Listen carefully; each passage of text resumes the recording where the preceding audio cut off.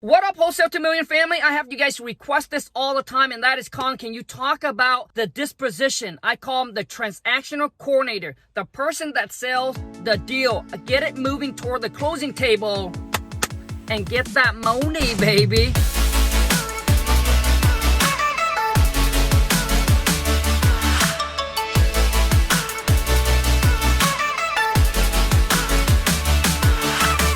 So whether you're doing it by yourself, or maybe you have a VA or you have an employee that does this, but right now it is the time that you need to stay on top of this. Like, focus on getting those deals sold, man. Because a lot of buyers, you probably know as much as I do right now, a lot of buyers are backing out of the game.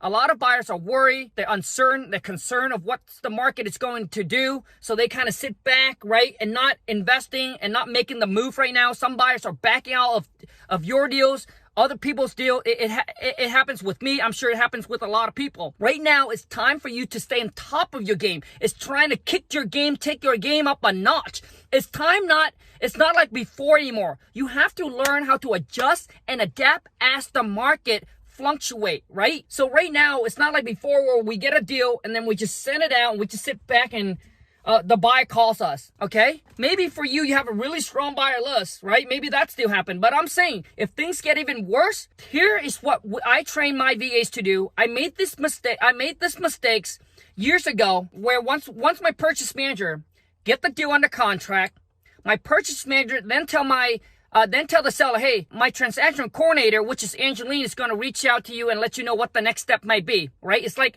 an introduction. And then my transactional coordinator, which is Angeline, my VAs, she calls the seller. She says she's going to get pictures from the seller, right? Introduce herself, right? And once you get all the information on the property, all the pictures and that, we email blast, right? Using MailChimp, we email blast out to our buyers. And we just wait for our buyers to say, hey, we want that deal. Hey, we want to do a walkthrough. Hey, can you set up showing? Okay. And what I did wrong before was I never connect back with the buyer that did not respond. So I figure, hey, if I send an email out or I do a text blast out, if the buyer doesn't respond, it means they don't want the deal. They are not interested in the deal. So that's what I'm assuming. But over time, I figured out that some of my buyers called back and said, hey, Kong, I heard, I got your text message, but, sorry, it must have went into a spam email. I never saw your email because I was so busy in the last couple of days. And I end up selling that deal for way cheaper. And that buyer said, Kong, I would have bought that deal. I just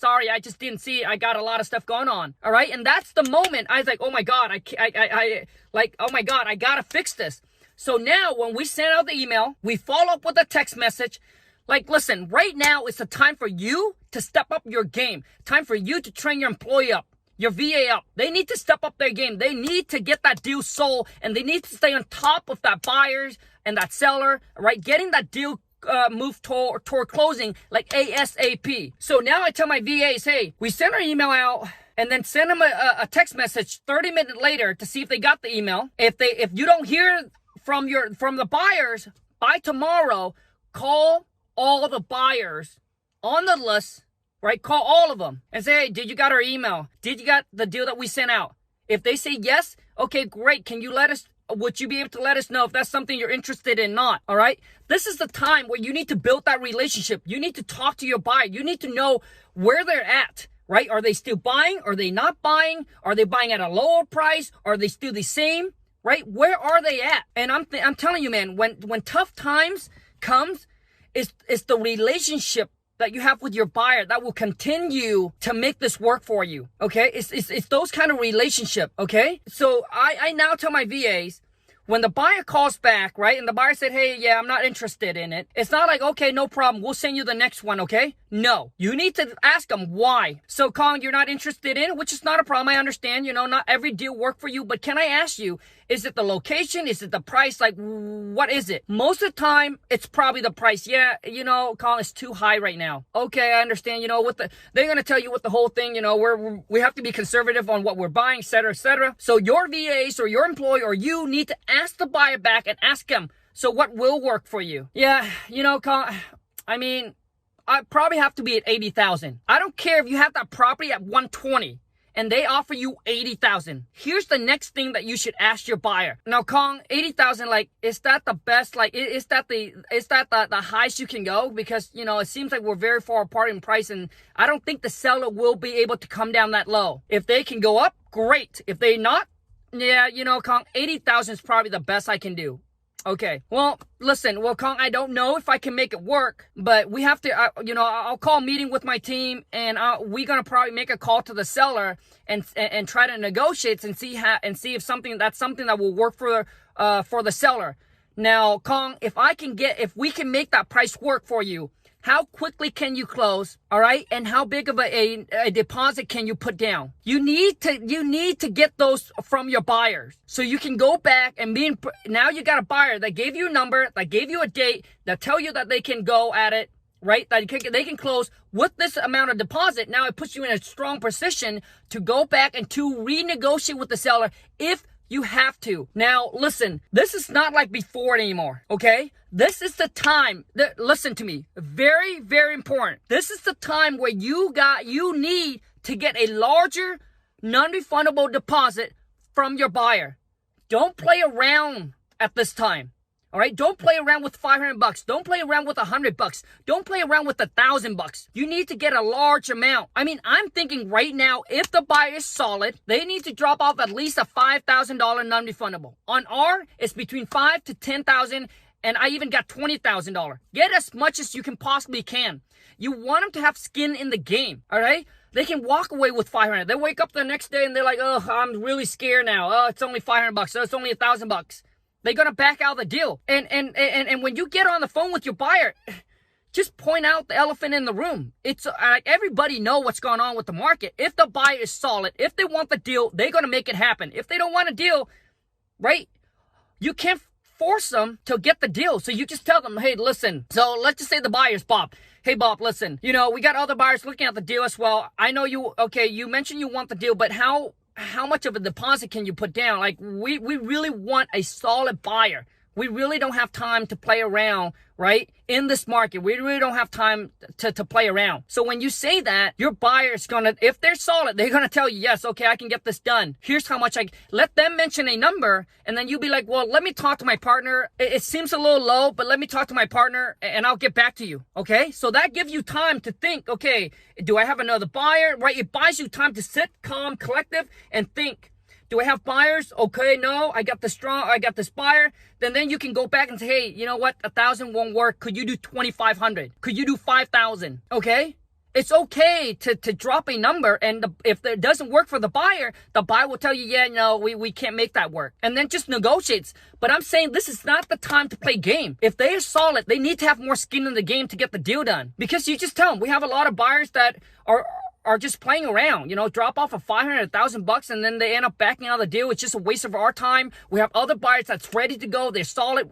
Those are the kind of buyers that we want to work with. Tell them that, okay? It's not the time to play game anymore. So anyways, I hope this video added a lot of value to you on the transaction coordinator side. Get on the phone with the buyer, talk to the buyer, build the relationship, right? If they drive by the property, if they say, yeah, I don't like it, ask them why. Get a number from every single buyer. Get a number. I used to not call them back and assuming that they don't like, but call every single buyer and ask them what price will work. Pick the highest. If you have to negotiate, pick the highest, go back and renegotiate with the seller and get it done. Anyways, you guys, so that's that. So the whole thing on the disposition side is it's not like before anymore. And I'm sorry to say this over and over again, but it's not like before anymore. They can just blast it out and sit back and relax. It's not. You got to get on and you got to sell the deal. This is the time where you got to amp up your salesmanship skill, right? Crank it up a notch and freaking start hustling. Hustle like you never hustled before. Time gets tough. As an entrepreneur, we need to be tougher. And this is the time that separates between the men's and the boys, the woman's and the girl. And if you have team player on your team that cannot sell the deal and cannot get it done, it's time to let them go. It's time to replace them. And I'm saying that because we have team member that used to send out the deal and it works. But now they can't get on the phone and they can't sell the deal. They're afraid to talk to the buyer. They're afraid to ask these questions, right? It's negotiating time, baby. But the positive side on this whole thing is that, you know, there are a lot of motivated sellers out there. You need to recycle through your old leads. Call all these sellers back that have gone through your pipeline that said no. That no now, I promise you, if you call enough, will turn into a maybe, and possibly some of them will be a yes. And I'm sharing this with you because we just got some deal, lock up on a contract, 15 to 20K deal from the old leads a couple months ago that they said, yeah, it's not going to work. They just dropped the price by $50,000, by $40,000, and we're able to come together and make the deal work. So recycle through your leads, all right? I think right now, decrease your marketing a little bit, right? Decrease that marketing a little bit. You know, recycle through all your old leads, right? Making offer on the MLS. All right, all the pending listing, like there's some things in there that I think that you can get deal from. But anyways, you guys, thank you so much for watching. I hope I hope that this video does add a lot of value to you and that I'm just not rambling on and on and on. So if you haven't followed me on Instagram, hit me up on IG. Go to Khang, KHANG WTM. Until next time, you guys, take care, stay safe, wash your hands, sanitize, do whatever you can. All right, stay strong, because this is the time that your family, your loved ones, depend on you to succeed. This is not the time to sit around wishing, crying, right? Wishing, crying, complaining like a little girl. This is the time where you gotta man up, woman up, and do what you need to do to take care of your family, to take care of yourself, okay? Because nobody will jump in and help you. You gotta do this yourself. And we're strong. So we're gonna push through this, and we're gonna come out even better. When you can go through tough time like this and you can adapt and blend in, I promise you, the uptime is a piece of cake. The downtime is what kills and what push all your competition out of the way. And listen, people ask me, so Khang, when you share all this information, aren't you worried about competition? This is my response. What competition, man? Dude, we're not here to compete. We're freaking here to dominate. If you like that, boom, smash the thumbs up, like and follow and comment. Until next time, take care and ciao.